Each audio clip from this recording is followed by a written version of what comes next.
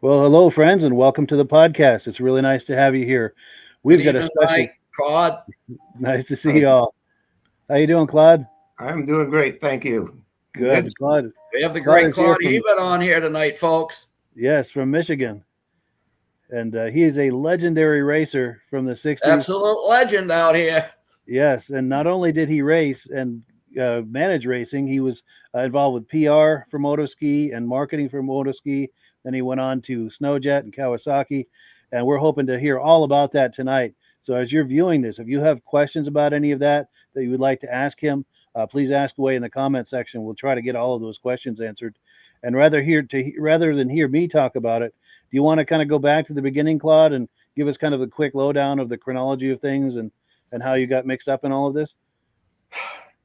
You're asking me to go a long ways back. For me, it all started back in 1962 when the Colebrook JCs had a snowmobile race. And back then, the sleds that came to the race were the Big Iron Dog, Polaris's, Big Iron Dog, Arctic Cats. And there was one lone skidoo there, owned by a trapper in Pittsburgh, New Hampshire. And this was on St. Patrick's Day. And we started the race. We had lots of snow. The race went on, and the snow softened up in the afternoon, and the Big Iron Dogs could not make the little hill going away from the course. And that little skidoo went round and round and round, and that trapper from Pittsburgh won, of course. So the next year, I thought I wanted to go on snow, so I bought an L55 Polaris. But then we had a lot of snow that winter, and I realized that breaking trail with that L55 was not the greatest. As long as I took snowshoes and walk a trail, then I was good. Yeah.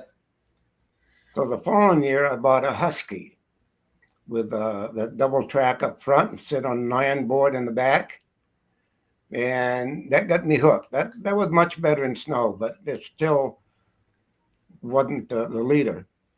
And the Colebrook JCs had a race, and a bunch of guys came up from Lancaster. And of course, we didn't know anything about snowmobile racing. So the Colebrook JCs decided that every driver ought to weigh the same thing, same amount of weight. So they weighed everybody, and they would give them bags of sand to put on their sled to make them weigh equally. Yeah. They did that in Lancaster as well. They did. Yeah. The guys from Lancaster were not very happy about hauling sand around with their sleds. And I put all my sand in that little sleigh in the back under the seat. Well, throwing extra weight didn't help that any. So the following year, I bought a Diablo Rouge. And again, it was the back of the pack sled. So that's when I went to Moto Ski in '65. Then I started racing with the guys. And, I could ride pretty good. What the hell? We had 8 horsepower or whatever we had back then. And we could go 25, 30 miles an hour. I mean, what more do you want? Yeah. And so we had a race that was sponsored by the JCs. And we had a guy come up from the Boston Globe to take photographs at the race. Well, I won that race, and it was cold. It was like 20 below zero. And the photographer from the Boston Globe, his camera kept freezing up. And he'd have to put it inside of his jacket to thaw it out. So I won the race, and I don't remember how many sleds were there, but it was a good amount. And so the Boston Globe gave me the moniker of the Look of Eagles. And that kind of stuck during the years because obviously they thought I had the look of eagles, Yeah. That's a nice compliment. Yeah. There's a lot worse things they could call you, right? Yeah. Yeah. Late to the party or whatever. Right. So the next year, '66, that's when Herc's Moto Ski in Colebrook wanted me to race his sled because I was beating him in our races. and we started racing Herc sleds. Then we would just race locally, Colebrook and stuff. But there was a race over in Maine, and I think it was Dixfield, Maine. And this leads to other stories. So in Dixfield, it was on a runway. And they had a pylon up the front and a pylon way at the end of the runway. And the race was leave the track, 2 sleds, go to the end of the runway, turn around the pylon, come back. Well, there was one yellow sled alongside of me, and we took off in the track, but then the track was only 1 sled wide, and every time I tried to go by that yellow sled, he'd push me off into the loose snow.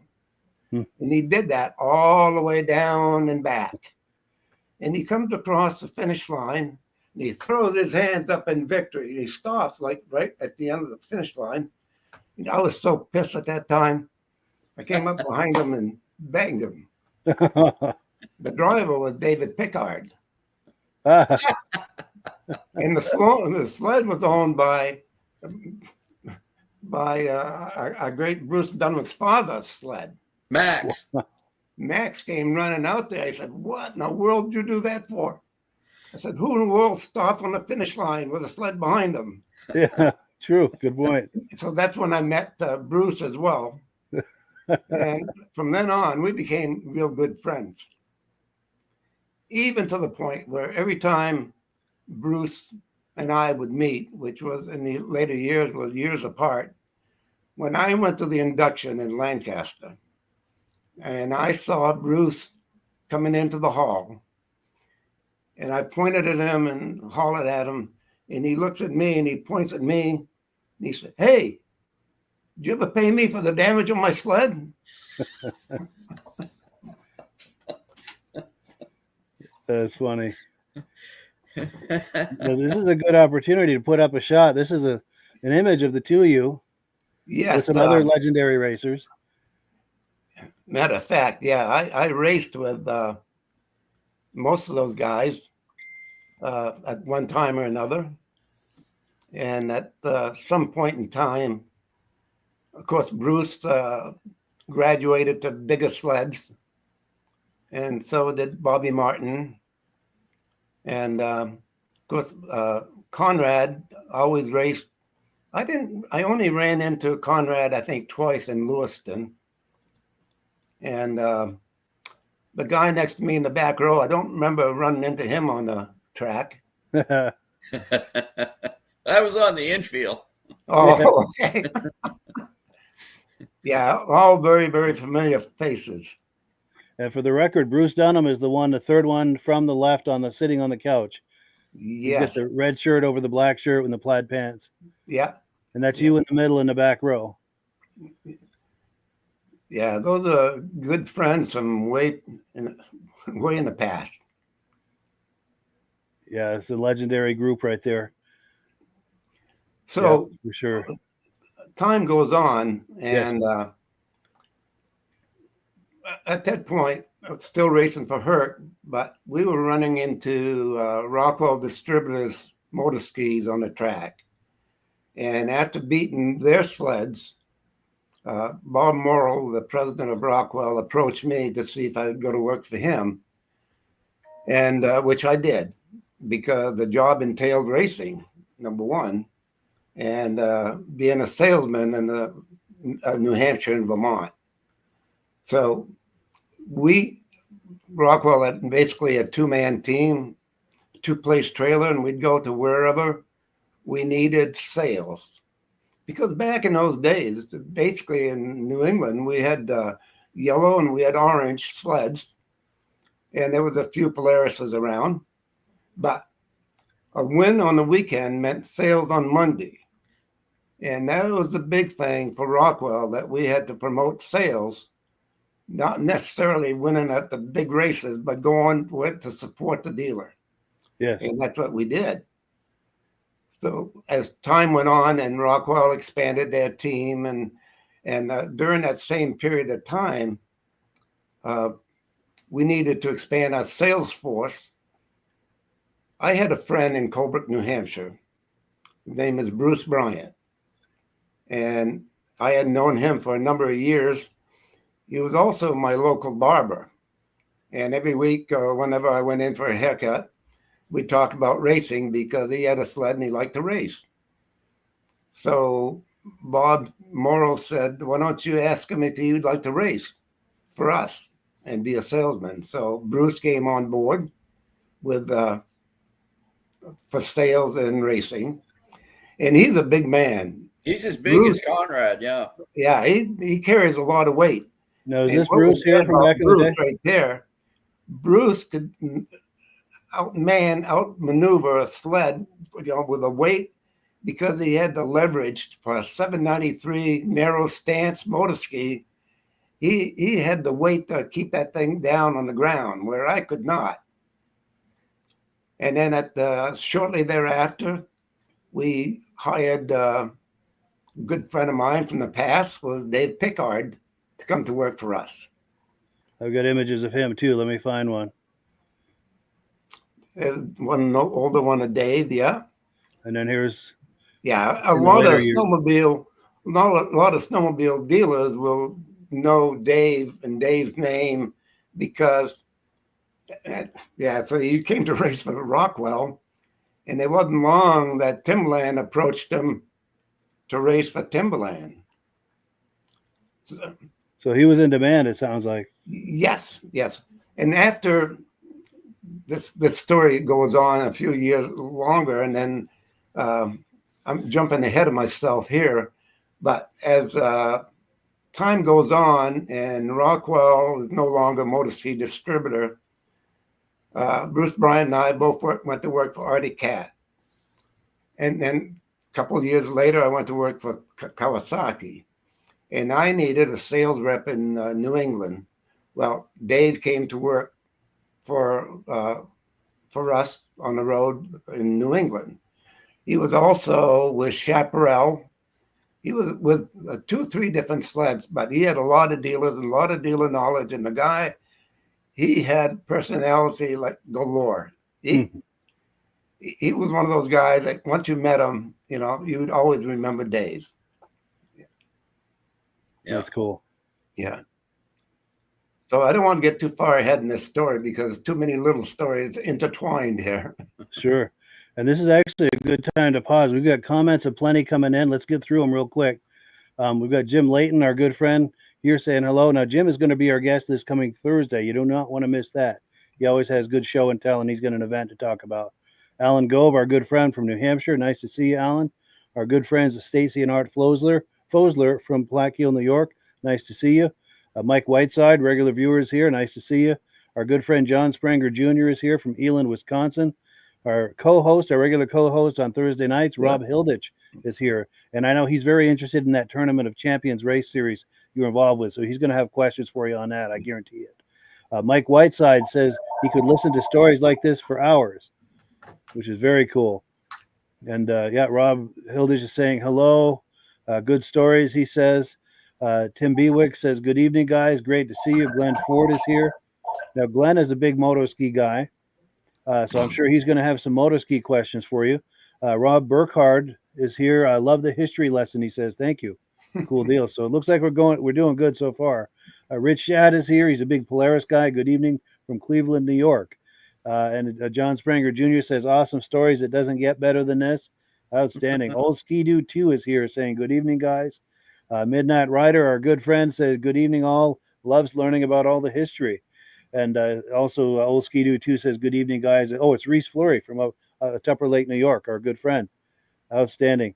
So I'll ask all these people viewing, if you have questions for Claude about anything we're talking about. He was involved with Moto Ski, with Sno Jet, with Kawasaki, the Tournament of Champions race series, and anything you hear us talking about along the way. If you have questions or comments about any of that, please post them, and we'll try to see if Claude can answer those for you.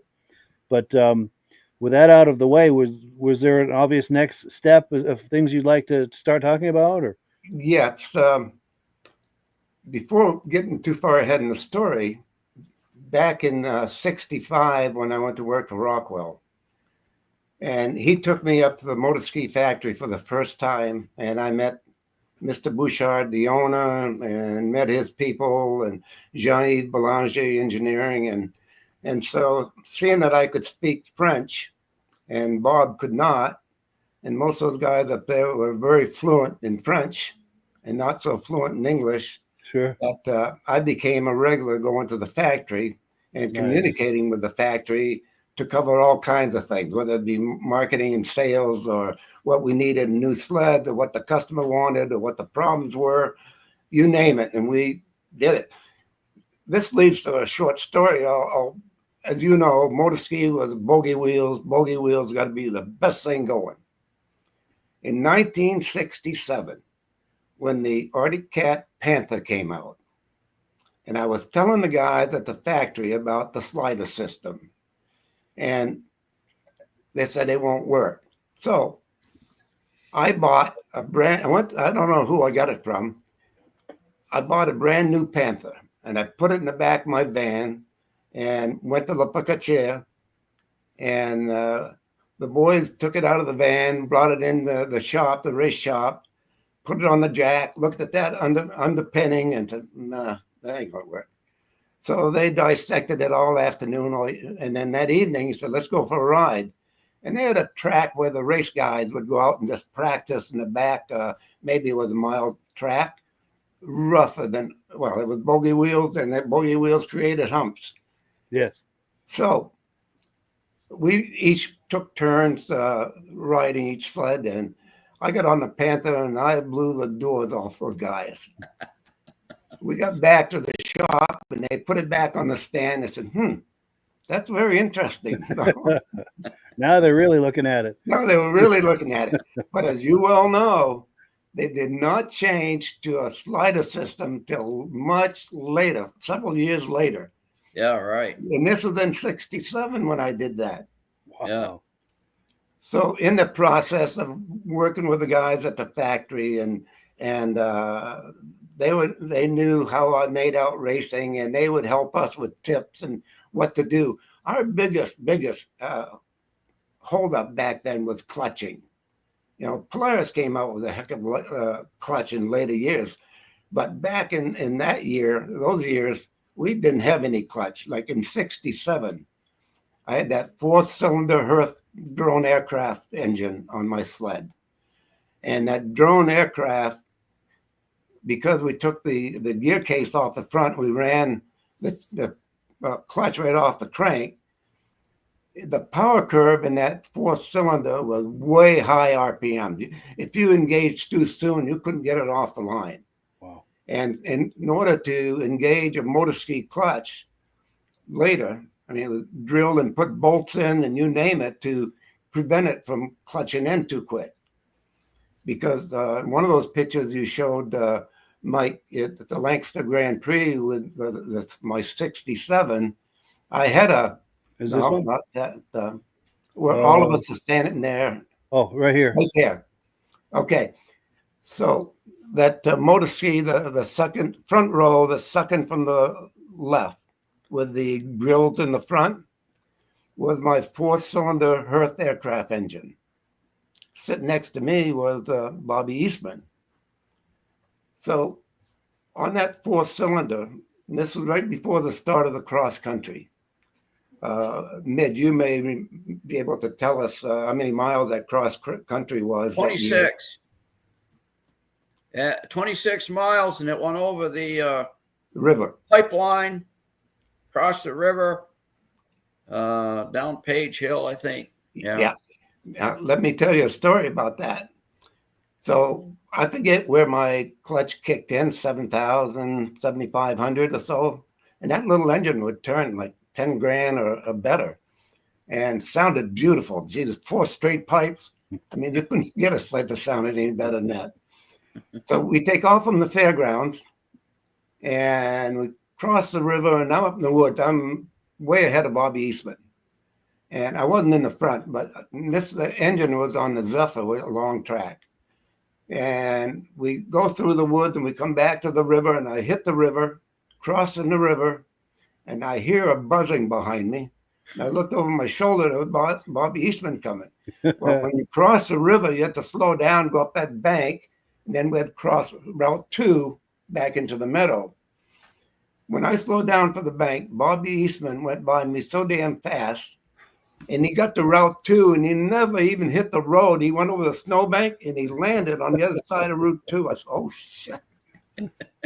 I never saw him again. I think he finished like 10 minutes before me. Yeah, he was about 10 minutes ahead of the second place machine when he got back to the fairgrounds. Yeah. They said he did the same thing on Main Street in front of the Catholic Church. He never touched Main Street. He went from bank to bank on something with 3 inches of suspension travel. That's the spirit, huh? Yeah, that wasn't the first time I met Bobby Eastman. Yeah. Yeah. He was a tough young fella. Yeah. Let's look at him one more time here. That's him on the very right, Bob Eastman. Yeah. No, Bob Eastman. Yes, on the very right. Yes. Adjusting his helmet. What's his name? The guy next to me was Ken Beto Yes. from Arctic. Yes. Louis Cassidy on the left. Louis, yeah. Yeah, and nobody remembers who that guy is behind Bob there, number 4. I was just going to ask you because his face, nobody can figure out who that is. His face looks so familiar. Yeah. Yet I don't know who he is. And then I see Bob Fortin over on the left-hand side also behind number 58. Yes. You can just see Bob's face, see his helmet. Yeah. But in all fairness to you guys, Eastman was running a 744 twin. Oh. On that little tiny Colt. So.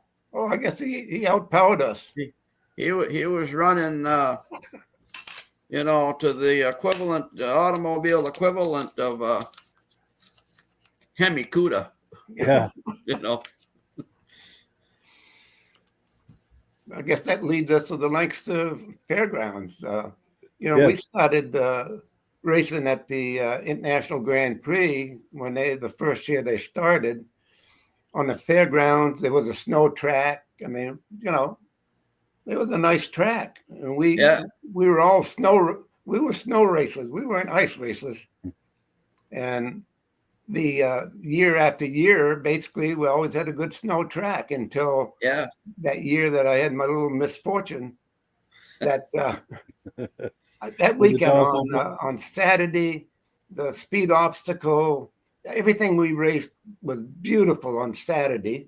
And then Saturday night, it started raining. And unbelievable, Sunday morning was a sheet of ice. Yeah. Heck, we couldn't even stand on it, say nothing about trying to drive a sled with cleats on it. Oh, it's horrible. So we loaded my track up with stove bolts and a good old three-cornered file on my skis. My big problem, I look back on that, I had so many stove bolts on my track that when I hit the throttle, the skis would come up and I had no steering. Yeah. So when I was coming down the home stretch and I wanted to pick up another spot and I could see that I wasn't going to turn, so I thought, I'll use the berm. I think that's a good thing. I'll just use the berm and ride around the berm. Well, I got to the berm. There was no steering there either. I never saw the telephone pole, and thank goodness it was there because behind the fence were just lines of people lined right up on the fence. And all I could see were all those people. I knew that's right where I was going. Yeah. But then I came to, and the crowd was still there, and I hadn't gotten to them yet because there was a pole in my way. And I couldn't move and I couldn't see. I thought, I'm blind, I'm paralyzed. I was stuck between the fence and the snowbank. I know you guys have heard this story before. Sure, but we love to hear it. Yeah. And then somebody pulled one of my feet, and I thought, if I can feel that, I'm not paralyzed. They pulled me out of that groove in the snowbank. Oh, stood up, and I still couldn't see until I turned my helmet around so I could see out the holes.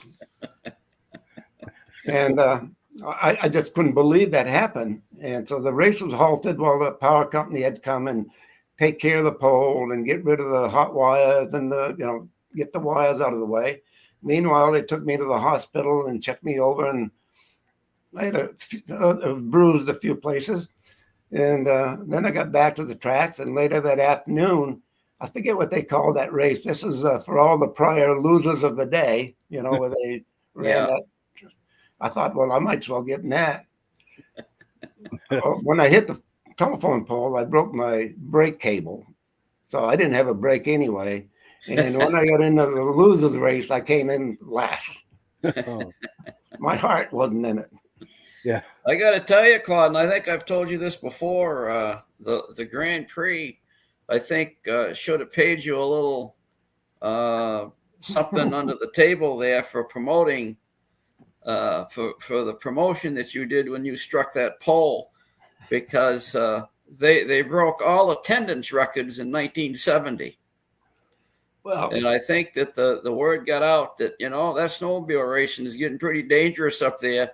If you guys don't go see that, you're going to miss something. The spills and the thrills. Claude was the one that got that ball rolling, let me tell you. I think it was the same day that I hit the pole. After I came back, and I was standing between corners 1 and 2. And Dennis Kovaleski, do you remember that name? Yes. Dennis was on the Big Cat. Yes. And he was fast. And he came around into turn 1, and he tried to ride the berm, and he did not hold the berm. He hit a telephone pole like straight on. Yeah. That was a terrible accident that day. And that was awful. He really got stove up a lot on that. He never came back to racing after that. No, I don't think Dennis was ever right after that. Yeah. And there was a couple of Bruce going end for end with his King Cat there in 71 and a couple other bad accidents. And I think that's why they got rid of, they stopped using the fairgrounds, to race snowmobiles. They were just getting too fast and the track wasn't safe. Yes. So they went down on the meadow about a mile above the fairgrounds there. And it was much safer. There was no poles in the way. There was an open field. When they went off the track, they just went out into the snow and then they just came back on. It was so much safer. Yeah. So let's move on to let's see, 69. Bruce Bryant was running a 793 on that was on a Zephyr long track. And by then I was down to a 634 or 438, whatever class I could race in. And so during those same years, what we didn't know, Moto Ski had already been sold to a company called Giffen Industries. And Giffen had bought Moto Ski, they bought Snow Prince, they bought 2 other off brands in Quebec. And Giffen did nothing but siphon the assets out of the companies. And then they put Moto Ski up for sale again. And Jean-Yves Belanger, we were meeting with them one day, Jean-Yves Belanger, the engineer at Moto Ski, and management. And they made a list of who would be a liable and reliable company to buy Moto Ski at this point. And obviously Bombardier was at top of the list. And Bombardier did buy Moto Ski. What year was that, by the way? It was somebody was asking about that right here. Stacy and Art Fosler were asking what year. I believe, without looking back over my documents, I believe it was very late 60s. But Moto Ski, we had a meeting with them. Laurent Baudouin, the son-in-law of Mr. Bombardier, had a meeting with us. And told us that their future plans were in mass transportation. And we looked around at each other and said, mass transportation? What's that got to do with snowmobiles? Well, they were getting into the railroad and they were getting into airplanes. And Right. he said, but we will continue with the Bombardier recreation products. And Mr. Morin Baudouin went on to tell us that our plans are to go factory direct, not through independent distributors like we have now, which meant, Dufresne out of New York, which had already moved on to another brand, and Rockwell distributors and distributors, Jeans out there in Minnesota and around the country, and that meant that we ought to be looking for another product line. But we didn't know. Bombardier didn't just pull the plug out, and they gave the distributors plenty of time. They gave them till it must have been mid 70s or so, because meanwhile, the snowmobile industry was really transgressing fast. I mean, I went to the Minneapolis trade show. I took photos of 128 different sleds, and I thought, oh my God. Only I found out later there was nowhere near how many different brands were out there. There were more brands I'd never heard of. So after that, and that happened to come up right like a year or so before the gas embargo, the no snow winter, the fuel prices double. I said, nobody's going to ride a sled when you got to pay 50 cents for a gallon of gas. Well, and of course, snowmobile They had the shortage too.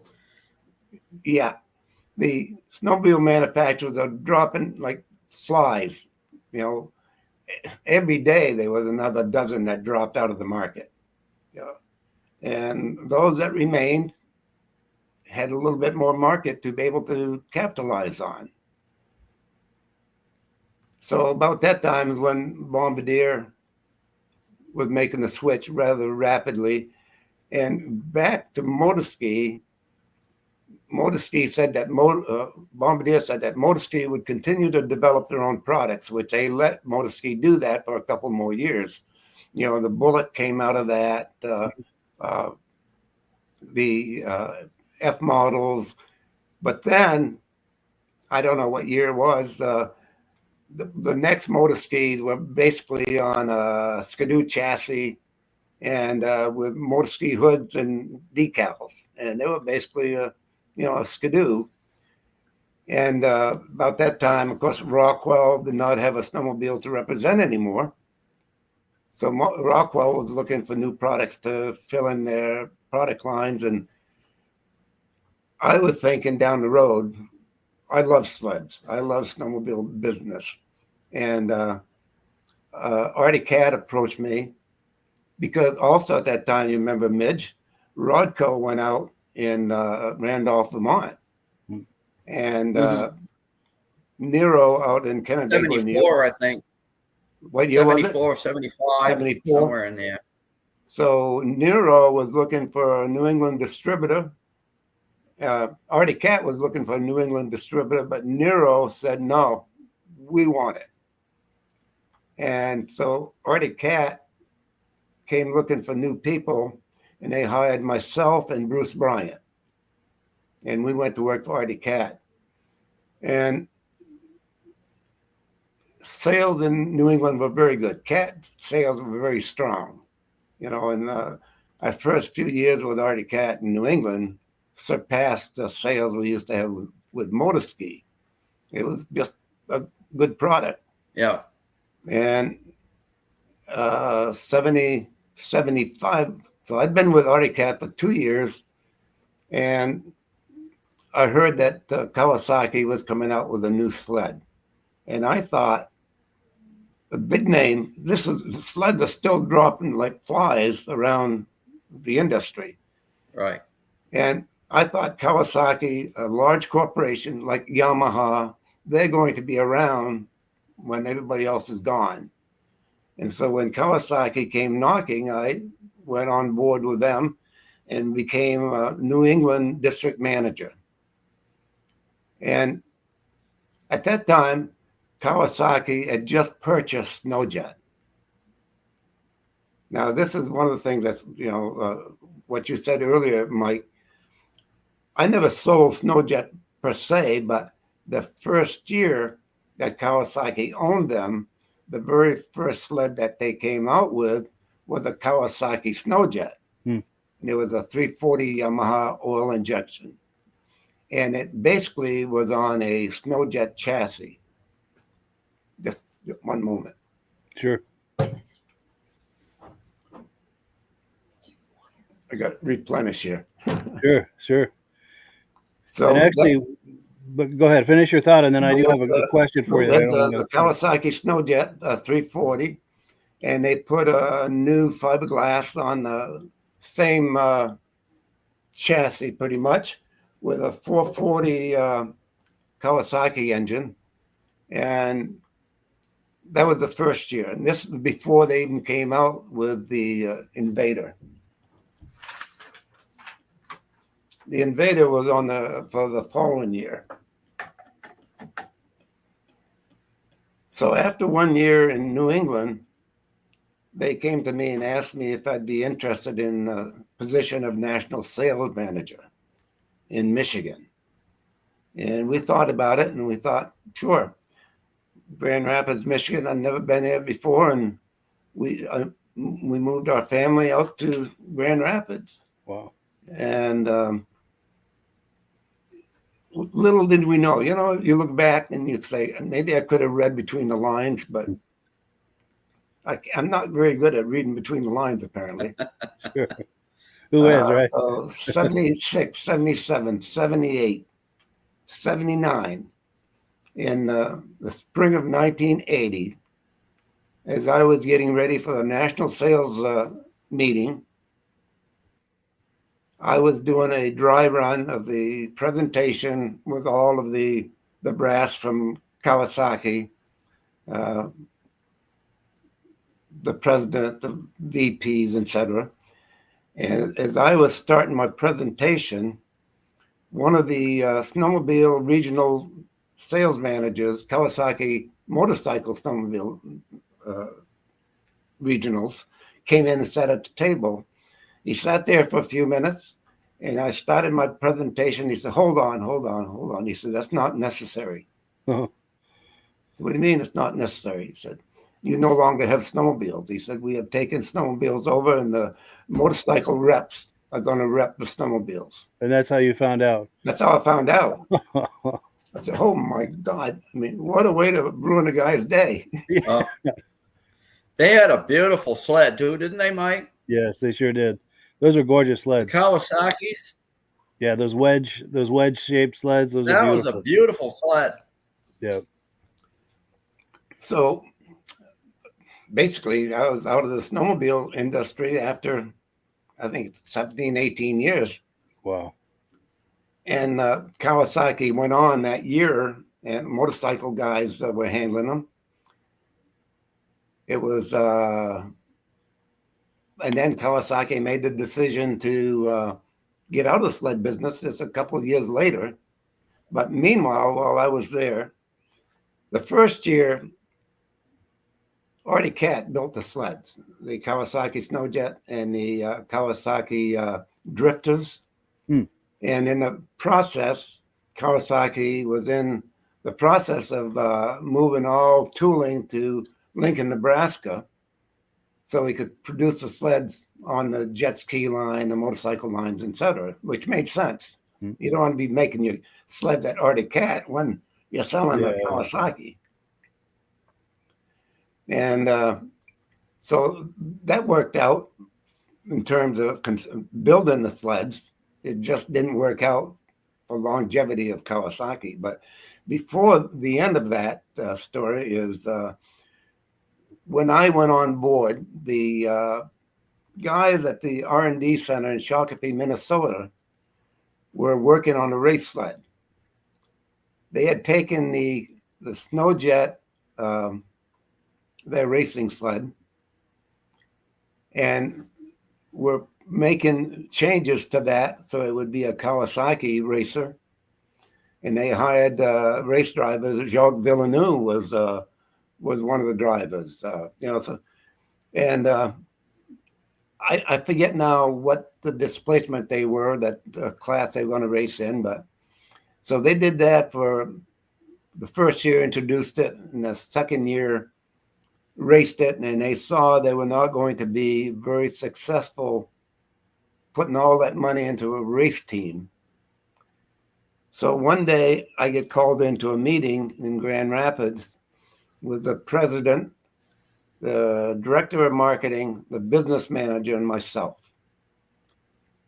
And the marketing director tells us Kawasaki is going to drop the race team. Well, I was looking forward to that. I wanted to see those guys make it. Yeah. He says, I don't know what we're going to do to promote our sled. And so we're throwing ideas around the table. And I said, what about something along the lines of the IROC series? Huh. Everybody shakes their head. That could work. And so that was the birth of the Kawasaki Tournament of Champions. It started right there that day. And so over the next period of, this happened in the spring. So over the period of the next couple of months, the discussions were, what are we going to do? The rules, how is this going to run? What's the sled going to look like? Had to be an Invader, but can't be the same color as a blue Invader. It got to make it something special, like that lime green, Kawasaki green. And so they put between the director of marketing and the R&D center in Shakopee, Minnesota, put the Tournament of Champions sleds together during that summer and got their trailer. Well, they still had a trailer from the race team, so they didn't have to buy another one. And then the rules were for the guys, the top, and it's a little fuzzy in my mind right now, but the top drivers and going around in USA, what it was back then. Point probably the top in points. Yeah. Yeah. Would race at one of these selected races to race against each other on one of these specially, well, I was going to say specially built sled, but it wasn't a specially built sled. It was a standard sled, but all set up identical. There was no favorite in the bunch, supposedly. Yeah. And it wasn't. It was all driver. It depended on the driver. And I've heard from Fran Rosenquist say, you never knew which sled you were going to get. You might run that corner's good here, but it won't corner good somewhere else. So, and then, so that turned out to be very successful. That was pretty good feedback with the drivers too, wasn't it, Claude? Yes, it was. They enjoyed that. Yeah, and they made money at it. Yeah. Wow. Then there was a tournament champion race in Scarborough Downs, up south of Portland. And this would have been 79, I believe. It was, of course, that's a mile track. And they had built that track, ice track. And so we were going to go there. But along the way, it was decided that we should try to break the 24-hour record on number of miles. And we had 2 sleds, 10 drivers, and I was one of the timekeepers. There was a number of things, plus it was sanctioned by USSA. And so they had their people there to sanction it, the start, the stop, all of that, to make sure that there was nothing gone awry here and counting laps and stuff. And the guy, it was cold that night, my God. The other thing you got to remember, there was no slider lube systems on the sliders back then. Yeah. And racing on ice, you just look at all these racers, they've all got their little sliders. Yeah. Lube systems. Those sliders right up. Yeah. Well, we didn't know that. for sure. And so the race started. It was very, very cold all that night, a long night. And the drivers would drive 1 hour, come in, switch drivers. They ran 24 hours. Both sleds never blew a belt, which was pretty amazing. But what we didn't know, the other thing they'd do is change the skis every couple hours because the carbide was worn right off and they couldn't turn very good anymore. But what happened was, because no lube, the guys would go out there and shovel snow on the track, and they had a snowblower and they'd blow snow on the track. We started wearing our sliders down, and they had to be replaced. Well, when the dealer replaced them, they charged the customer, I don't know, an hour and a half or so to replace a slider. I mean, you can't put a sled down for an hour and make any headway. So the first, and of course they had the top mechanics there from R&D, and the dealers supplied some mechanics. That the first slider they changed in 15 minutes, which to us was amazing. Wow. At the end of that 24 hours, they were changing them in 8 minutes. Wow. So one sled. They didn't even take the track off. Pardon? They didn't even take the suspension out of it, did they? They did. They took the suspension out of it and back in 8 minutes. Yeah. Wow. That's impressive. So at the end of the 24 hours, one sled had gone 1,024 miles and the other one had gone 8 miles less or something like that. They were only a few laps apart at that point. So, which we were tickled to death. Yeah. I think it was a week or two later in Michigan, one of our dealers broke the record. Oh, wow. On ice. That's cool. You know, records were easier to break back then. Sure. Yeah. Yeah. That was big press, as I remember, for Kawasaki there for a while. Yes. We had a lot of fun doing that. Yeah. One year we took our Kawasaki sleds to Finland to ride. And this was the first week in May. And we took, I don't know, a dozen or more editors or publishers with us, USSA, Snow Track, Snowgoer, you know, all those guys that wrote the publications. And we all went to Finland. We flew into Helsinki, then flew north to Rovaniemi, which is right on the Arctic Circle.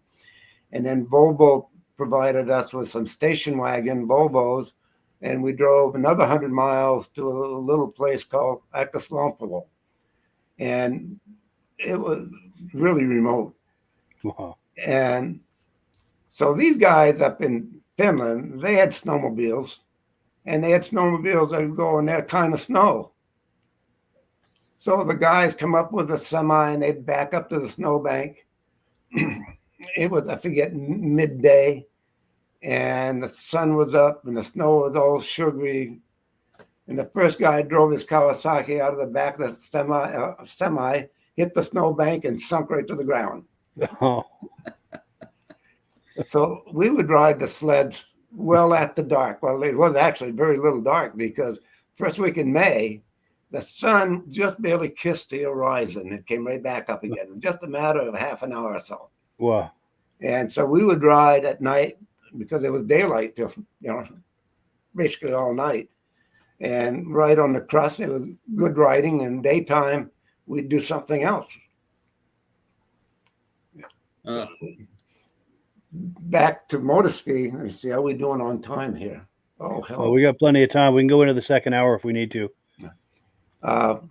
Moto Ski, again, skipping around because my mind's going back and forth, but with Kawasaki in the spring, that's usually when we shot our commercials. And they like to shoot commercials out west because they had more sunshine in the spring than we do in Michigan. We shot up in Munising, Michigan one year, and it's cloudy all the time. And we got the commercial done, but and some people might remember this commercial.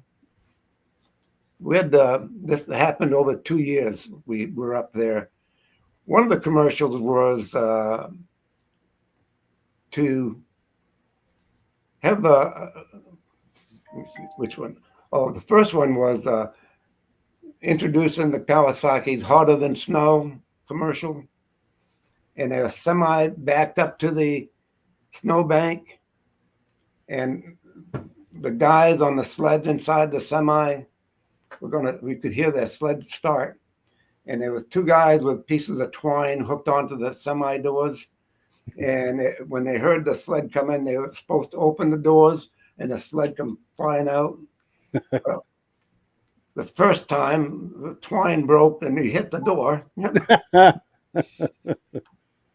Oops. It finally worked it out. The next one I want to tell you about was the hottest thing on snow, and Kawasaki had parachute mounted to the back of the sled. And what I'm going to tell you was from an outtake. So a friend of mine and worked for Kawasaki, Warren Harrington from up in the Upper Peninsula, was driving the sled, and he had his parachute behind him. And he was supposed to coming down, and he's riding flat out in light fluffy snow, and it's snow is flying, and he pulls the parachute. Parachute comes out beautiful. And you look at it, and somebody had sewn the A upside down in the Kawasaki. Oh. So yeah, Kawa. Okay. Oh. So we had to redo that. Yeah. Another commercial was they wanted to make it based on the Flying Blue Angels. We were out in the Rockies for that. And riding in the Rockies, there's a lot of nice drifts and stuff. And so the idea was to have 4 invaders bust through the snowdrift and peel off like the Blue Angels. Oh. Oh yeah, nice. It doesn't always work like that. Bust through that drift. Works good on paper. And everything. It was a riot. You had a photo of you jumping one of those too, and you were really in the air, Claude. Yeah, let me find that. Yeah, that was a bone breaker. No, that one right. Kawasaki. No, that one right there. That one right there was taken down in Manchester, New Hampshire. It was a small race, and one of the things we had to do during the day to get points was jump. And that was the hay you saw on the ground, except I missed the hay pile. But that was a 67 there. Wow. And I've got a quick question, Claude, while we're back on Moto Ski for a minute. I'm going to say late 60s, early 70s, they had an advertising campaign for Moto Ski where they were running them down trails in the summer, saying that if it can take this in the summer, it's going to be able to take the trails. Down the dry riverbed is the one I remember. Yes. Were you mixed up with that at all, or were you involved with that? I didn't see it till after it was done, but Tough for 7 Ways. Tough in 7 ways, yeah. Yes. Yeah. Tough in 7 They ways. had that one going down the riverbed, and they had the guy going up over what was that? I can't remember where it was taken at, but on a roller coaster. Yes, a wooden roller coaster in between the tracks, and he goes up over and everything down the other side and everything. You know. Yeah. It was try this at home, folks. Yeah, I think that year was a Sauce Melch. You know. I got to tell you something. There was no bigger fan than a moto ski fan as far as sleds go. There was no more loyal fan than a moto ski owner. Well, I'm telling you right now. At that point in Lancaster, people like Polaris and everything, and they like cats and stuff, but those moto ski guys were rabid. Yeah. They wouldn't have anything but an orange machine. And if you were on a skidoo, it was a skidoo, right? No, there was just something about moto ski owners. It's once there's no gig. They wouldn't have ridden anything else. It's crazy. They just had a loyal following. There's a passion there. back on Moto Ski in the early days, there was no sport of snowmobiling because there was not that many snowmobiles around. Yeah. So our customer base were hunters, trappers, loggers going back in. And so when I came on board, we sold a group of motor skis to the Vermont Fish and Game, and then to New Hampshire Fish and Game. And then Vermont bought, I forget how many, it was like 35 or 40 of them. Yes. And one day when I was in Montpelier, I went up to the Vermont State Police headquarters and I, knocked on the door, so to speak. And she said, what can I do for you? I said, let's speak to somebody that buys your snowmobiles. She said, we don't buy snowmobiles. So she called Captain Dean, which was the head of the Vermont State Police at the time. And Captain Dean, because I was a snowmobile and he had an Arctic Cat, he said, come on up to my office. I went up there and we started talking about snowmobiling, and he enjoyed the heck out of it. And then the department bought some motor skis. Yeah. And then a couple of years later, Captain Dean, Lieutenant Woodard, I forget all the other names, but they said, could you take us on a safari up in Maine? I said, sure, I'll arrange it. So the owner of Rockwell, Bob Morrow, owned an island up on Moosehead Lake. And the island, about 70 acres. And the only way to get in there in the summertime is by boat or fly in. And in the wintertime, Lily Bay would freeze up to the island about 5 miles, and you could ride a sled across. So we planned a snowmobile trip up into the Allagash region. And you might hear, the name might be familiar to you, Midge, Al Nugent. Al Nugent up on Chamberlain Lake, a trapper. He went up in there in 1939 because he said the traffic and hustle and bustle of Brewer, Maine was getting too hectic. So he went up in the Allagash, built a log cabin. He married and brought his bride up there, and he ran a trap line. And so we knew him through Bob Morrow, had met him, and we made contact with him. And he said, if you come up, he said, by that time he built a couple of cabins. He said, you can rent our cabins. And we left, a group of us, must have been 4 state police, maybe 2 or 3 from Rockwell. And we went up the whole length of Moosehead Lake, and no trails. We went up the west bank of the Penobscot and on the ice here and there and old logging roads here and there. And we finally made it to Nugent's, and we stayed there. And every day we'd take rides up on, there was a Telos Lake, Eagle Lake, Churchill Lake, it was great riding. And one night, sitting at the dinner table, Al Nugent told us this story. He said, a few years after they went up into the Allagash, he said, I saw an ice boat. And he said, I thought if I had an ice boat, I'd be able to run my trap line, come home to my wife at night. He said, it was a great idea. Yeah. So he looked for an ice boat, and he couldn't find one. One day, wherever he was, he saw a Piper Cub on skis. And he said, that will work. Yeah. So he didn't know how to fly. So he gets the Piper Cub on skis, and he said, I take off. Al Nugent had a dry sense of humor. He said, I take off. And of course, that was just a stick and rudder, right? And he said, I'm going up the lake. And he said, that I hit snow drifts. And he said, I looked down. He said, oh, I'm off the ground. Oh, he said, this worked really That's good. what they're supposed to do. So he said over the next few days, he taught himself how to fly that thing, land, take off. Oh, my goodness And he sakes. said, I could go up to my trap line and back, he said, and be home with my wife at night.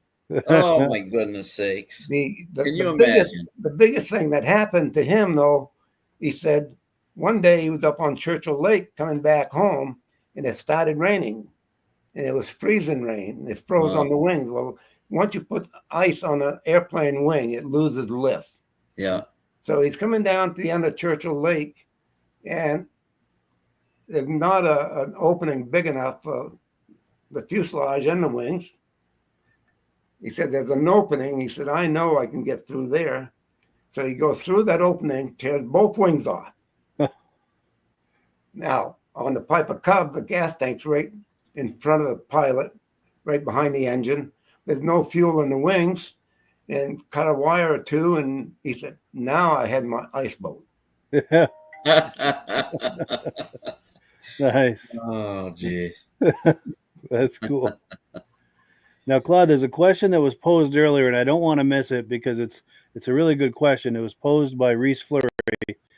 He's also known as Old Ski-Doo 2. He wanted to know if you ever worked with the Dufresnes out of Malone, New York in the Moto Ski days. I sure did. Yes.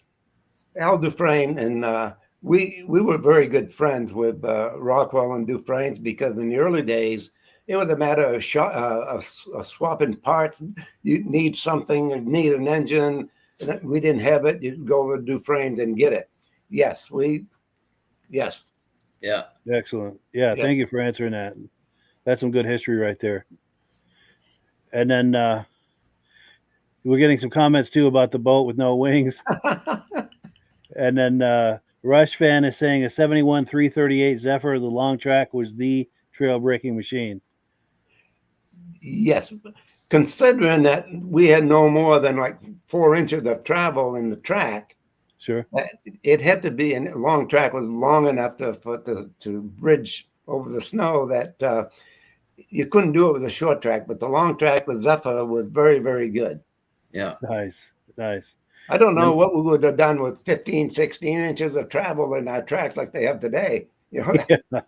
You got to have a step ladder to get on one now. Yes. Yeah. And then I've got a question for Rush Fan. Assuming he's the kind of Rush fan I think he is. I'm a Rush fan too, the band. What is your favorite Rush album? If you can leave that in the comments. That's kind of a side question. But Mike Whiteside was saying knee shocks don't last very long. And Glenn Ford is saying, isn't that the truth? It's true. Back in the day, your legs were the suspension, weren't they? Absolutely. On that cross country in Lancaster, you know it by the time you got back. Crazy. There's, And then, go ahead.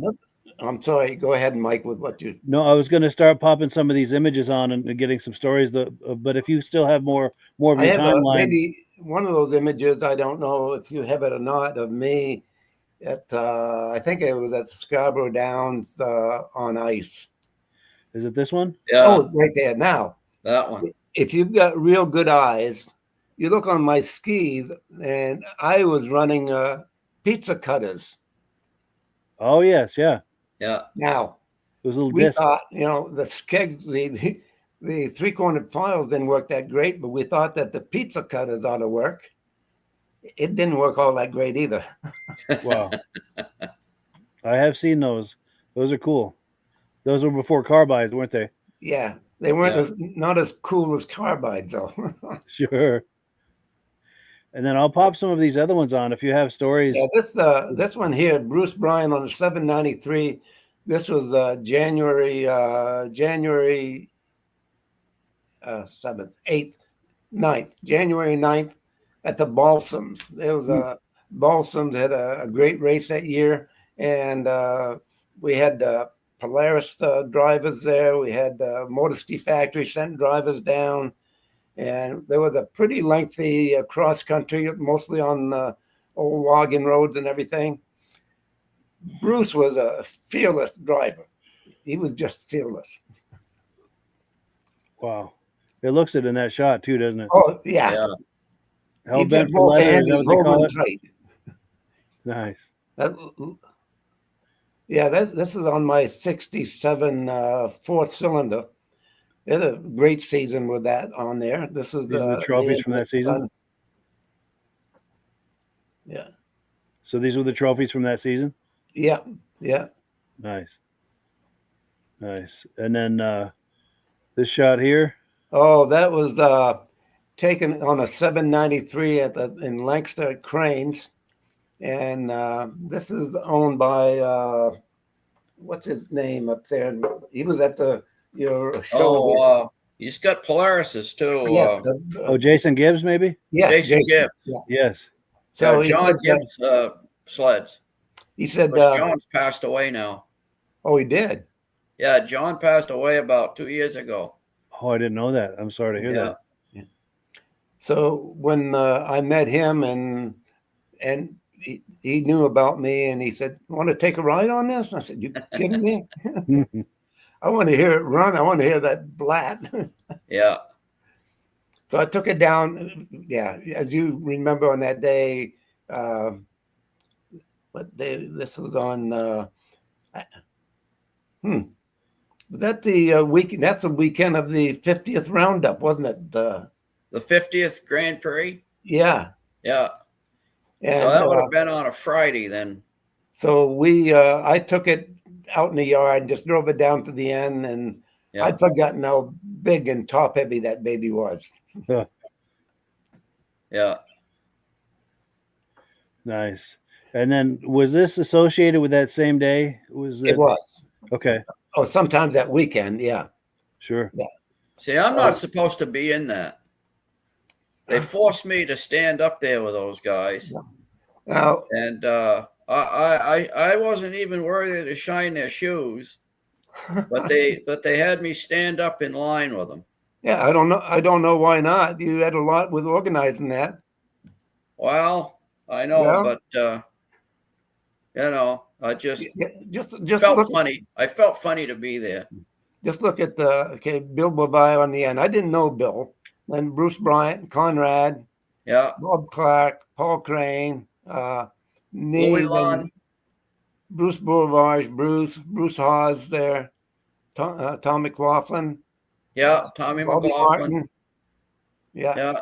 Dave Bennett kneeling down. Dave won the Grand Prix Yes. in '65. He won the second Grand Prix. And then he raced that weekend. Yeah, he actually had the original Skidoo that he won the '65 Grand Prix with. He had the original 1965 Skidoo that he won. It's the one behind Bob Clark and them guys and Conrad. See that Skidoo? Yes. So that's either the '63 that won the first Grand Prix, or it's Dave Bennett '65 that won the second Grand Prix. So who brought the sled? Did he still own it? Yeah, he still owns it. Wow. He's still got it today. He's just still got it. And Shane purchased that '63 that won the first Grand Prix. Mike Lavoie down in Haverhill found that sled. It was Dana Lyons actually won the race in 1964, and on a '63 Skidoo 8-horse.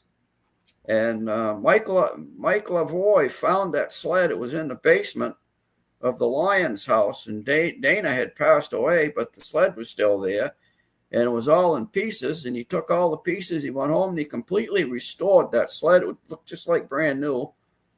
And Shane offered him, to buy that, and so he sold it to Shane. So it's at Shane's right now. That sled ran awful good that weekend. Oh, they all did. Yeah. Yeah. Nice. And I remember, Claude, when you were on the back of that Moto Ski and Bob Martin was driving, you hollered over, you hollered to me, and I came over and you said, this is the first. Actually, no, Bob was on the back and you were driving. That's right. Yeah. And you said, this is the first time that I've ever been ahead of Bob Martin. Yes, that was a true statement. Yeah. And then Sunday, Bob took his Blizzard out that was restored. Yes. Yeah, that was the Belanger family. Yeah. And he did a few hot laps with his Blizzard. Yeah, that's a beautiful sled. That was a beautiful, beautiful sled. 72 Blizzard. Yeah. Nice. Yeah. Now we've got some questions that have come in. They're pretty darn good ones too, if I do say so.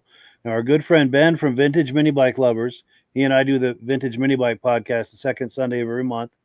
He's asking, what does Claude think of the '73 Moto Ski SR as a racer in its day? How did it compare to the '73 Ski-Doo Blizzard? I don't have a good answer for that because I was never on that sled.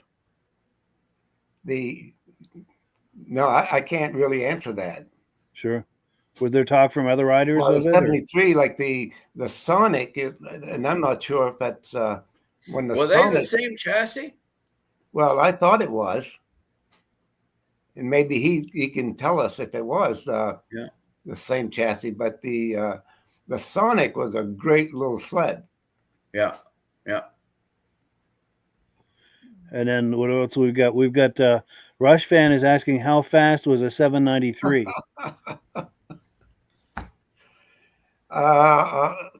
With the Did they ever clutching find out? with the clutching that we had, I would say 80 was a mighty fast speed. Wow. Breakneck speed. Yeah. To keep the right side up. It really felt it, huh? Yeah. Wow. And then our good friend Carolyn Eastman, this is Bob Eastman's wife, is asking, Hi, do you have Carolyn. any? I've got the hat on tonight. That's right. That hat comes from her. Yeah, very nice. Yeah. I've got the Bob Eastman pin right there. And this is from Carolyn too. Where's your Bob Eastman pin there, Mike? Oh, it's just out of reach. I can get it if we need to, but it's No. I have to get up. No, I did not. After I got out of the sled business, I got into a totally different industry, which, we moved around, and I had no more room for sleds. Gotcha. So they're all gone? They're all gone. Yeah. Wow. That's too bad. Yeah. And then, Mac is responding to Ben saying, I'm more late than you, later to the program. And Rush Fan says, thank you for that answer.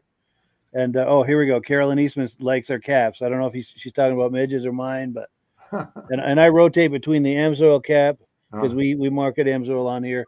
I rotate between that and the cat cap. Love them both. And thank you so much, Carolyn, for these caps. I like mine. Yeah, I like yours too, Claude. That's cool. Yeah.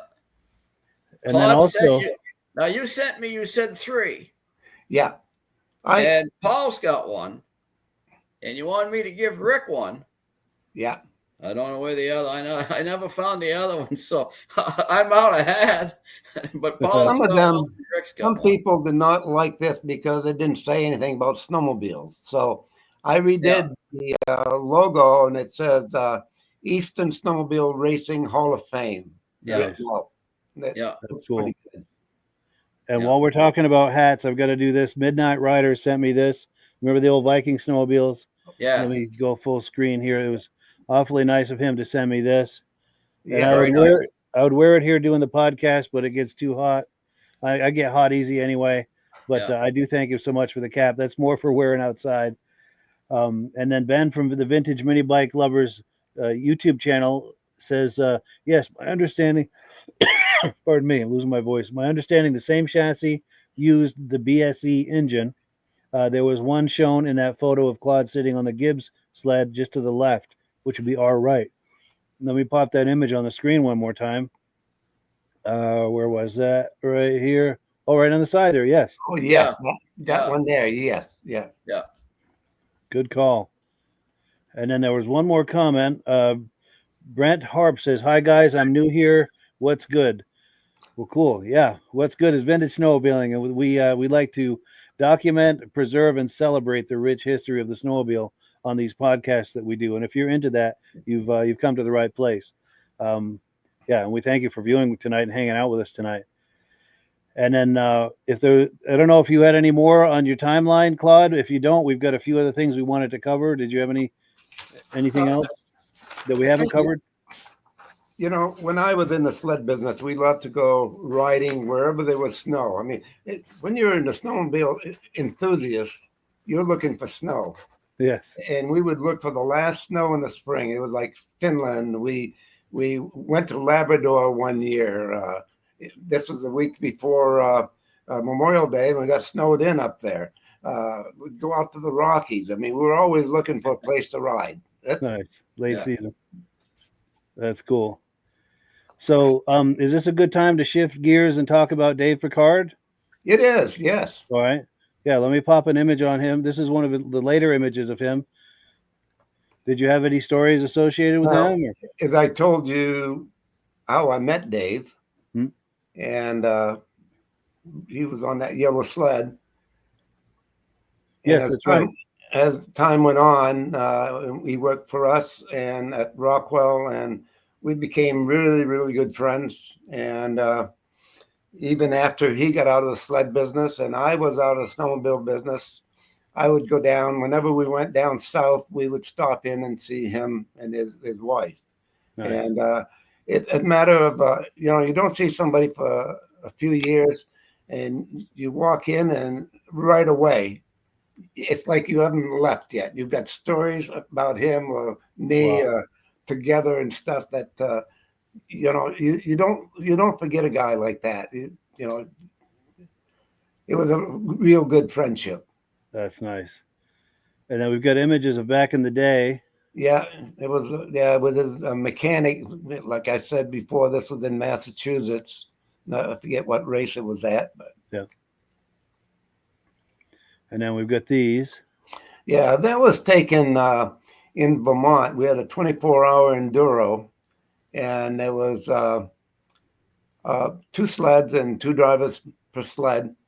And on the left was Phil LaRiviere from Mexico, Maine, myself, Dick Provenci from Maine, and David Picard. And I forget how many sleds were there that day, but we won first and second place. Yeah. Very nice. And then we've got these. This is a few years later, maybe? Yeah. This was taken at the Balsams at a dealer presentation one spring. Very nice. And then he was also part of the Timberland team. That's correct. The Big T. Yeah. That's him in the lower left, and I've got a closer shot of that. Yes, where you could actually read this if you wanted to. Yeah, I could read it if you'd like me to. Yeah, go ahead. All right, it says, from Freeport, Maine, age 23, Dave Picard comes to the Timberland racing team from the Rockwell Moto Ski team.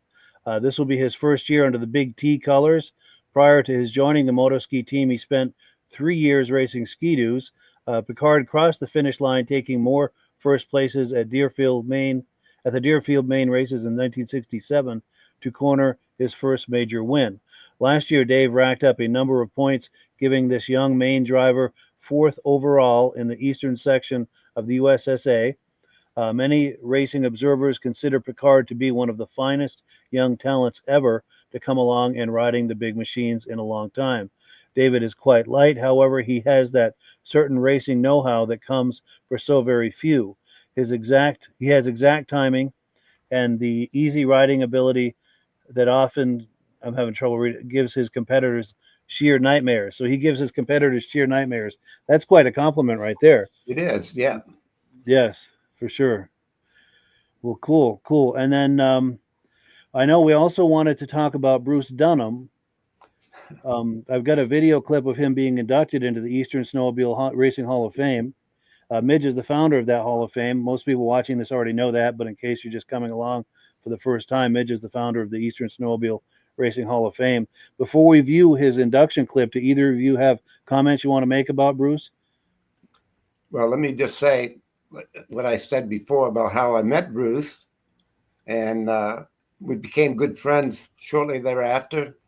There were occasions in Berlin, New Hampshire. We went to a race, and you beat him in Berlin. Oh, I beat him in Berlin more than once. I beat him up in Pittsburgh, New Hampshire, every race that day with Cal Reynolds chasing him. There's one thing about Claude. He protected his backyard. You don't come racing with Claude in his backyard and expect to go away with a win there. I needed Monday morning sales. That's right. But yeah, you weren't just racing, you were working. Yes, absolutely. In Berlin, we raced all that day in Berlin. That night it was really snowing, and Bruce said the roads are going to be bad, So we all went over to my sister's house in Berlin, and he stayed with us that night. Wow. And Bruce was, I love Bruce. yeah, He and Mary were just. We had a beer or two, and he told us all about his racing, and he already knew about mine. We had a great time. That's cool. Bruce stayed with us 2 or 3 times there when we had the Grand Prix and, you know, and the inductions and stuff. He and Mary would stay here with us. That's nice. What a treat. Yes. So let's play his induction clip. This is him being inducted into the Eastern Snowmobile Racing Hall of Fame in 2017, which is the first induction ceremony that the Hall of Fame held. Let's take a look at that. Let's see if it'll load, because it took a minute for me to hear it. The next recipient is Mr. Bruce Dunham. There's Bruce as we knew him when he was racing in his prime.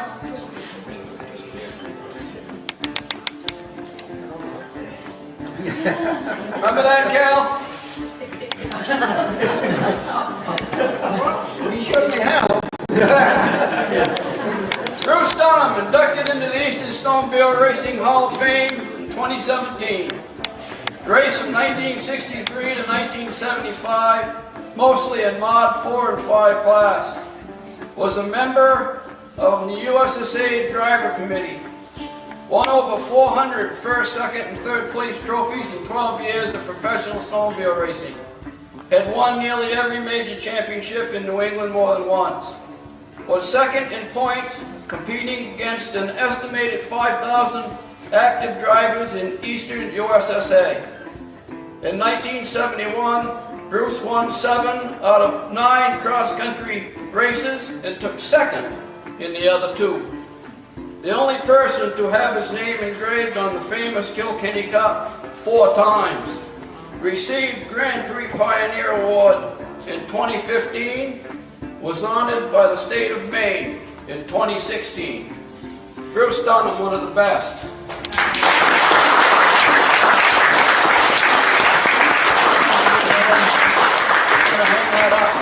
Oh, You've got one right here.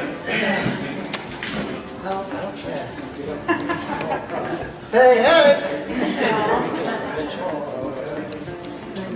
Yeah. Turn it around. Yes, sir.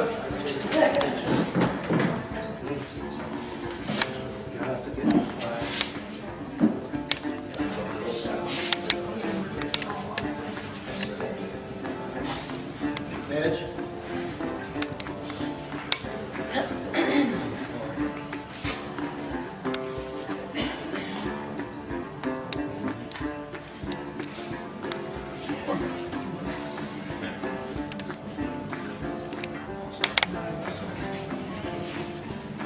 Congratulations, Bruce.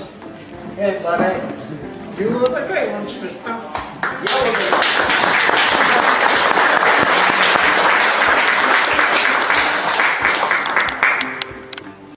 There we go. The great Bruce Dunham inducted into the Eastern Snowmobile Racing Hall of Fame 2017. Reactions to any of that? Or That was a great day for me. Yeah, those guys. What are we froze up here, Mike? No. No, we're here. Oh, okay. Yeah, you know, like I've said many times, you know, Karl Yastrzemski was a hero of mine. You know, Boston Celtics teams and the Boston Bruins teams. All those guys I watched on television all those years, and you know, but they never came to Lancaster. Bruce Dunham came to Lancaster. Yes. You know, Claude Hebert came to Lancaster. Yes. And Cal Reynolds. Cal Reynolds came to Lancaster. You know, those guys all came to my hometown. So yeah, it's very special to be able to recognize these pioneers that started the whole thing. You know, to be able to recognize them. Yeah, for sure. And Claude, any comments, reactions? No, because Bruce deserved to be there right from the start because he was that great a racer. Yes. Yeah. I remember when Bruce, even Mary used to race. Mary raced too, yeah. Oh, yeah. Mary won a lot of Yes, trophies she did. too back then. Yeah. And you know, and Claude can attest to this. The girls ran the same sleds that the men did. They were running the same machines in the powder puffs. Yeah, my wife used to run the powder puff. My sister in Berlin, she won quite a few races. She was good. Yeah, Verna White won quite a few. Sally Beatty, all those ladies.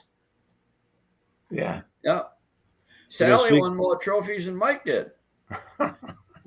Now, speaking of your sister, Claude, I don't know if this is the same sister, but this is a completely irrelevant photograph.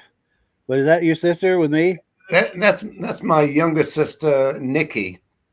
My older sister, she's the one that you met up to Almouse's party. Yes, romance. Yes, exactly. After romance passed. Yeah. And that's one of the ways that Claude and I are connected is through the Page family. Yeah. Yeah.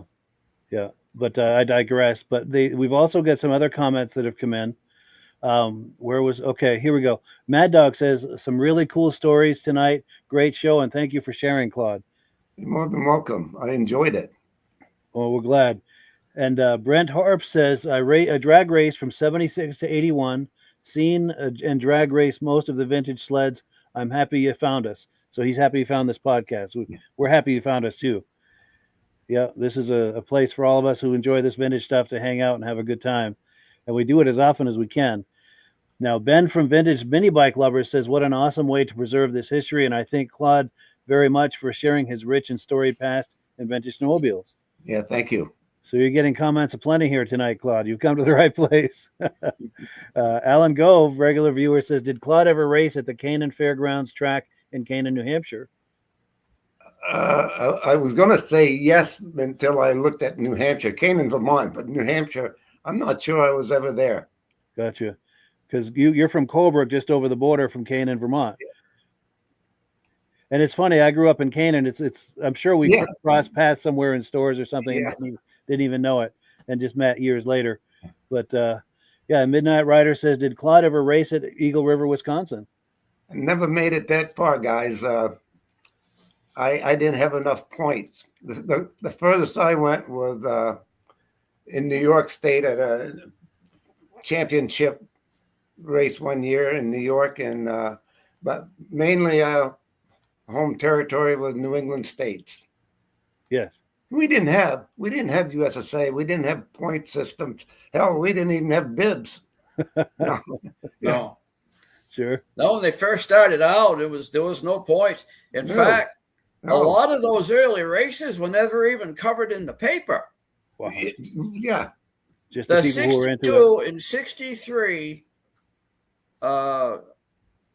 motor toboggan, they call them motor toboggan races here in Lancaster in 62 and 63.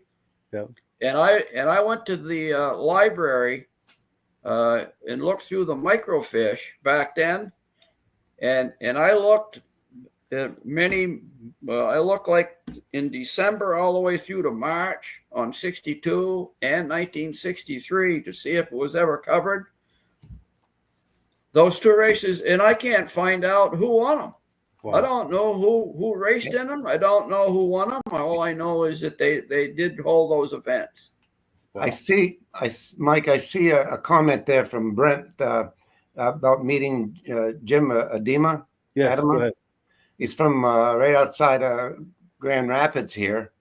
And I met him when he was in Maine because he was riding a Sno Jet, Thunder Jet. Right. Yeah. That guy was amazing. Oh, amazing guy on what a talent. Oh, yeah. Wow. And his wife was too. I raced that day, but him and I were not in the same class. Thank goodness. That Thunder Jet of his was unbelievable. Yeah. And then Brent is also saying he's looking at 32 trophies that he won. We raced in the WSRF Racing Association. Very cool. Yeah, I remember the WSRF. Yeah. And then our good friend Armin Buto from Pittsburgh, New Hampshire, saying incredible show tonight. Appreciate the compliment. Yeah, thanks, Armin. Yes, and we owe it all to Claude, who's here with us tonight. Mike Whiteside says so cool. Henry Thomas says had a Moto Ski Mini 68 rounded fiberglass cowl, raised headlight, not cut out. Might have been a prototype. Does that sound familiar? Well, yes, and because it came with a single cylinder, but you know, you can't leave a single cylinder on a nice little sled like that. You got to put a little twin on it, right? Yes. And we did. And we would drag race it in the summertime with a 634 exactly on. right. Yeah. Yeah. Just like they did with the Elands. Oh, yeah. Yeah, right. And then Brent Harp says, we never raced oval, just drag racing. These people who pioneered racing really need to be acknowledged. Absolutely. Absolutely. Between Midge and I, we do our best. Because Midge is the founder of the Eastern Snowmobile Racing Hall of Fame, and I do these podcasts trying to celebrate this history. And yeah, we appreciate your being here tonight. Yes. Andrew Straco says this is a great show. Appreciate that compliment. Brent Harp says, Ben, do you remember the Rupp mini cycle? I had one. The engine blew out, and my dad put a 25 horsepower J-Lo engine in it. That was fast. Ooh, I bet that was fast. 25 horse. Yeah. Holy cow. Wow. Now that was a good sled, that Rupp. It was Yes, lightweight. it was. Lightweight. Yeah, it would go. Yeah, the Sno Jets, the Rupps, there's so many great brands that went by the wayside. Yeah. So many innovations that these sleds had. I'm glad they were there because it helped bring the snowmobile, it furthered the snowmobile down the trail with all the great innovations that these companies produced. If you'll indulge me, I have another Moto Ski story. Yes, please. This is the time that Bombardier came out with a twin track, and Moto Ski had developed a twin track.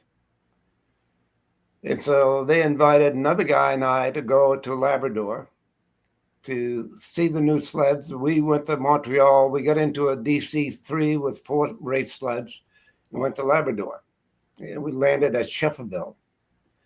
There was lots of snow. This I mentioned earlier, the week before Memorial Day. And the snow, probably 6 feet of snow, lots of snow. Anyway, the guys were all very anxious to try out that twin track. The twin track had totally like a roll cage. It was like a sprint car looking thing. And what they had put in it was a Kawasaki 3-cylinder motorcycle engine and transmission. They thought that would work good. Well, shifting on snow and shifting on a bike, 2 different things. Wow. Anyway, the guy. Manual motorcycle clutch? Pardon? With a manual motorcycle clutch? Yeah. Yeah. Yeah. So continue, yeah. The test driver gets in the sled, buckles in, and he goes around the track. Jesus, sounds beautiful. And made probably a half-mile track and riding on the crust. And each lap he would pick up a little bit more speed. And finally he comes by us and he's got that thing cranked right up because that 3-cylinder Kawasaki, when it came out, they had lots of horsepower. And he gets down to turn 1 and he turns, except what happened, the right ski broke through the crust, hooked on the crust. Oh. And the twin track went end for end, and he never got hurt at all. But he was strapped in, the sled was out of commission. And that was actually the last time that Moto Ski ever worked on a twin track. Wow.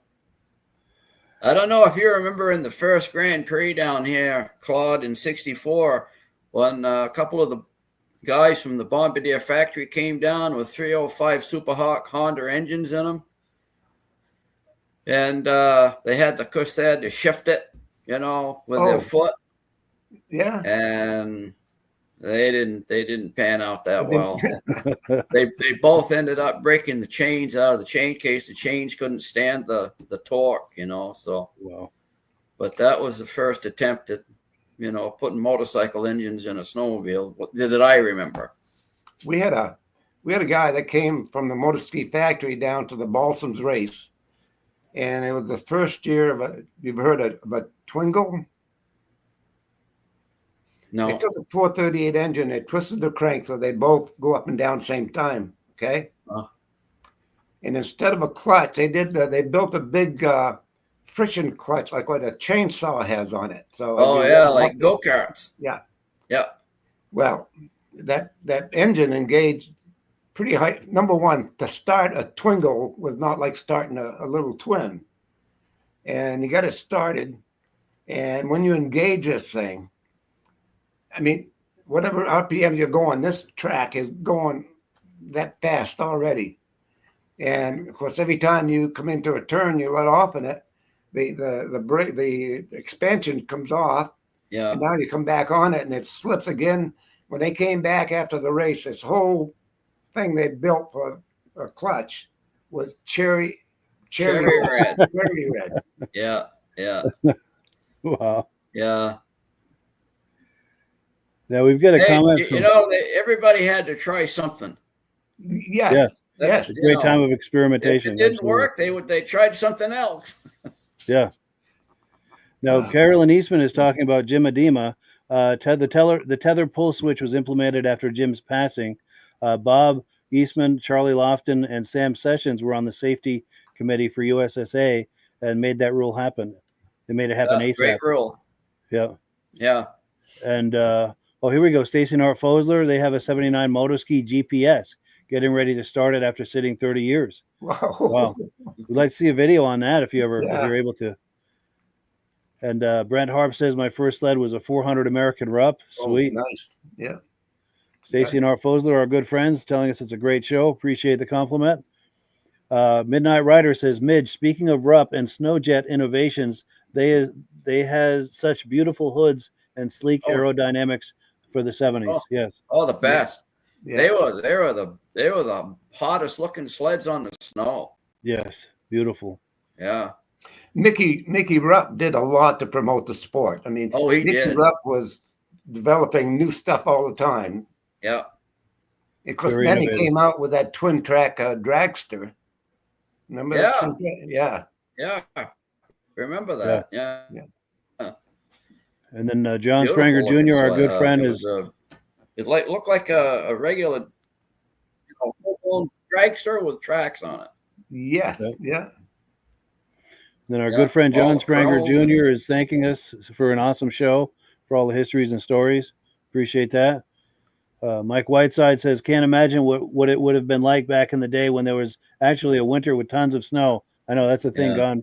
Beautiful it was. Yeah. Yes. And then Rush Fan is saying Moto Ski Mini Snow was cute. Yeah. Yes. And Rush Fan, I'd still like to know what your favorite Rush album is, assuming that's what you mean by Rush Fan. Max Garage, these old sled stories are priceless. Every generation creates their own. Yeah. That's right. And and then just some back and forth comments reacting to the other comments, and very cool. So in the time we have left, we've got one more clip I'd like to play. We've got a few minutes left. This has been played periodically over the last few years, but it's always good. This is Claude's induction into the Eastern Snowmobile Racing Hall of Fame. This was 2018 maybe? Or 19? 19. Yeah. Okay. Yeah. And he shares that story that we were talking about earlier about his incident with the foam pole, but it never gets old.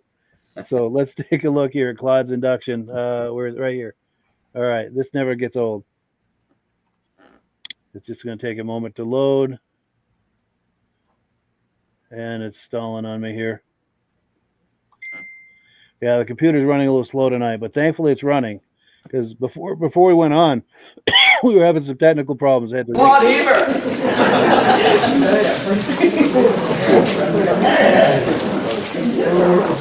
Claude Hebert, racer promoter, inducted into the Eastern Snowmobile Racing Hall of Fame 2019. Claude's exceptional racing talent in the early 1960s was noticed by the local Colbert Moto Ski dealer, who then hired him as their driver.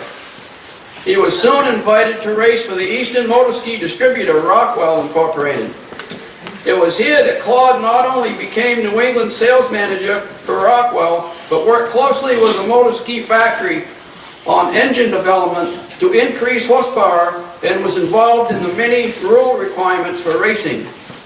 His role in production testing and new model development, along with a full racing schedule each season, contributed greatly to Moto Ski's success. When Rockwell Distributors ceased as a distributor for snowmobiles, Claude accepted the job as New England regional manager for Sno Jet, now owned by Kawasaki Motors. Claude was soon promoted to as national international sales manager and involved in the Grand Rapids, Michigan, where he was involved in production testing, product development, and was involved in the development and promotion of the TOC Tournament of Champions. In 1969, on an icy Sunday morning at the Lancaster Grand Prix racetrack, snowmobile racer Claude Hebert, driving a 634 Moto Ski, got into a first turn skirmish with a Nordic cat rider and delivered to the snowmobile racing world the first real glimpse of the element of danger to this new sport. Will always be remembered as the guy who cut off a telephone pole.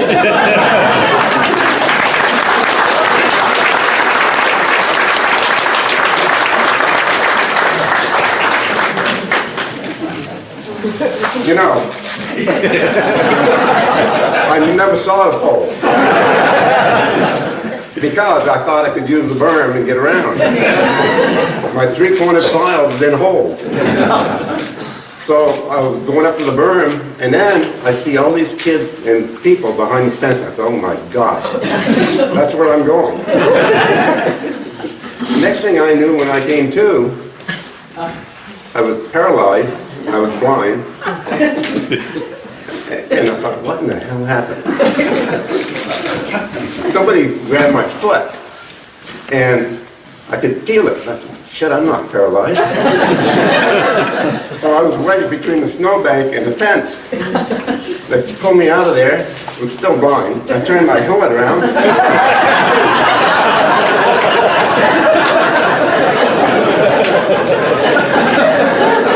I still didn't know what happened. The pole was on the track, and my motor ski's upside down on the fence. What? Well, I never saw the pole. That was the most amazing thing ever. And then they got my sled out, and I realized, tell my brake cable was broke. I couldn't slow down anyway. So that was my day. It's a pleasure to be here and to accept this on behalf of the telephone pole and Lexington. They took him to the hospital, checked him out, he came back that same day and started racing again. I didn't go very fast, but my brake cable was still broken.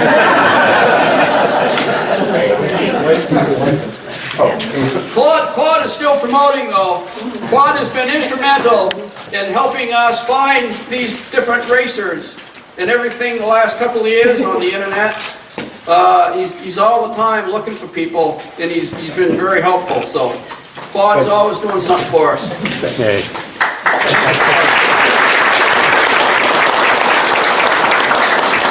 I want to thank Rick Simula for the work he's done in developing the site. And that has brought together so many of the races and names from yesterday that we had all long forgotten, and all of a sudden, the stories they come out with and the memory these guys have is just unbelievable. Like, I think Bruce Don't ask them what they had for breakfast. Bruce Burbage can tell you every race he was ever in and what position he was in. You know, who remembers that stuff? So, thank you, and for Paul Crane, and you, Ed, for all the work you've done in that. Appreciate it very much. Thank you. Yeah, good times right there. That was such a great induction. Yeah, that was fun. Yeah, that was. Now, what's your memory of that, Claude? Do you have good memories of that induction that day that you were there in 2019? Absolutely, because it just brought back to mind things of the past, and the fact that there was the other inductees there and future inductees to be there that I hadn't seen for years. And it's great to see these guys. Yes. Absolutely. Yeah. It's That become was the quite a same year community. we inducted Bobby Fortin Yes. and Yeah. Ron Hall Yeah. and Herb Yancey. He was a diver. Yeah, you were with a pretty hefty bunch there, Claude. Yeah. Yeah. I don't put myself in that group. I'll tell you that. Oh right now. well, everybody contributed, and especially in the promotion end of it. I don't think anyone can take a back seat to Claude Hebert in that That's regard. true. No. That's There's some great guys there. Yeah. Yeah. And it's become an amazing community. We talk about that a lot, but it's nice to recognize all these people, but it's also become an incredible community. And, people like Midge and I have made a lot of new friends, and a lot of racers from back in the day have been able to reconnect with people they probably thought they'd never see again. So it's a social experience. There's a second to none. And then just, recognizing these people, there's just so many wins on it on so many levels. Absolutely. Yeah. It's very nice to see you guys continue this, Mike, with your show and the people that you have on, and these guys with these collection of sleds and what the work they've done on them, and just amazing group of people. Oh, amazing. Yeah, we have a blast doing it. Yeah. And it's nice. It's caught on. It puts wind in the sails when it catches on and people are enjoying it, and it just motivates you that much more to keep it going and to take it to another level too. Yes. Absolutely. And we've got a few comments that have come in, and while we're going through these comments, think of anything maybe we haven't covered that we would have liked to. But let's take some of these comments real quick. Glenn Ford says, "Thanks, Mike, Midge, and Claude for a great show tonight. Appreciate the compliment." Mike Whiteside says, "Great show tonight. Thank you so much, guys." Here we go. I don't know if that's a typo or not, but any stories of the Mercury snot twister, he says. I don't know if that's intentional or if that was a typo, but either way, it's pretty funny. Any stories around that? Well, we had a race in Lake Placid, New York, and all the factories were there. And Mercury snot twisters were just one trailer away from us. And everybody that night was tuning up their sleds, and Mercury had a sled that they had put, I don't know what kind of engine they had in there, a boat engine or what, but it sounded unreal when those echoes echoed off the hills around Lake Placid. It was just, my 4-cylinder wouldn't even, stand in there with what little noise I made. They really stood out. It was great. I love the smell of two-stroke oil, and I love the sound of these old snowmobiles. Yeah, me too. Yeah. Cool. And, it lifts the hair right up in the back of your neck, every time. Yeah, we got a nice compliment from Ben too. He says, "You were so right, Mike. That story Claude tells never gets old." I agree. That cracks me up every time. Yeah. There's a story in it. There's a story, and then the storyteller, that brings it to life, and that cracks me up too. Especially the day it happened, right?